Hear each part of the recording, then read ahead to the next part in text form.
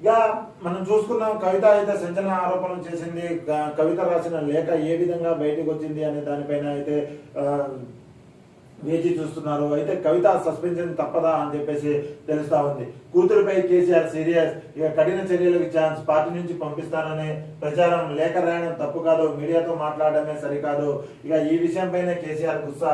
ఇక farm house లో కేసీఆర్ తో కేటీఆర్ భేటీ, ఇక సుదీర్ఘంగా చర్చించిన ఇద్దరు నేతలు. కవిత అంశంపై సీరియస్ డిస్కషన్, త్వరలో సంచలన నిర్ణయమేనని తాకైతే నడుస్తా ఉంది. మొత్తానికైతే ఇక్కడ అనుకున్నాం మనం, గత 10 సంవత్సరాల కాలంలో అధికారంలో ఉన్నప్పుడు కేసీఆర్ ఏ విధంగా అహంకారపూరితంగా, ఏ విధంగా క్వశ్చన్ వేసే వాళ్ళకి ఏ విధంగా వాళ్ళు మాట్లాడారు అనేది రాష్ట్ర వ్యాప్తంగా చూశారు. అదేవిధంగా కేటీఆర్ కూడా ఏ విధంగా మాట్లాడేవారు మీడియాతో కావచ్చు, తర్వాత వాళ్ళకి ఎదురైన క్వశ్చన్ వేసే వాళ్ళతో ఏ విధంగా సమాధానం చెప్పే రీతి అనేది మనమంతా చూస్తున్నాం. మొన్న విలేకరుల సమావేశం నిర్వహించినప్పుడు కూడా కేటీఆర్ మాట్లాడిన పరిస్థితిని మనం చూసాం.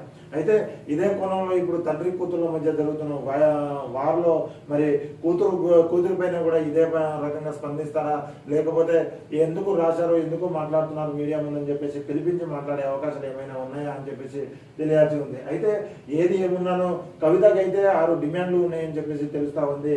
ఇక దెయ్యాల సంగతి తేల్చాలి, ఇక లీకు వీరులను బయట పెట్టాలి, పార్టీలో పెద్ద పోస్ట్ ఇవ్వాల్సిందే, ఈ అంశాలన్నింటిపై చర్చకు కవిత రెడీ, ఇక కేసీఆర్ పిలుపు కోసం వెయిటింగ్, లేదంటే నెక్స్ట్ స్టెప్ కు ఎమ్మెల్సీ సిద్ధం అని చెప్పేసి తెలుస్తా ఉంది. ఇక కేసీఆర్ ఇప్పుడు ఇన్ని ఆరోపణలు చేసినా కేసీఆర్ ఎందుకు పిలవట్లేదు, మరి ఈ ఆరోపణలో నిజమేంత, లేఖ రాసింది వాస్తవమే అని చెప్పేసి చెప్పారు. మరి లీకులు చేసింది ఎవరు, ఆ దయ్యాలు ఎవరు అనే కోణంలో ఎమ్మెల్సీ కవిత అయితే చెప్తా ఉంది. మొత్తానికైతే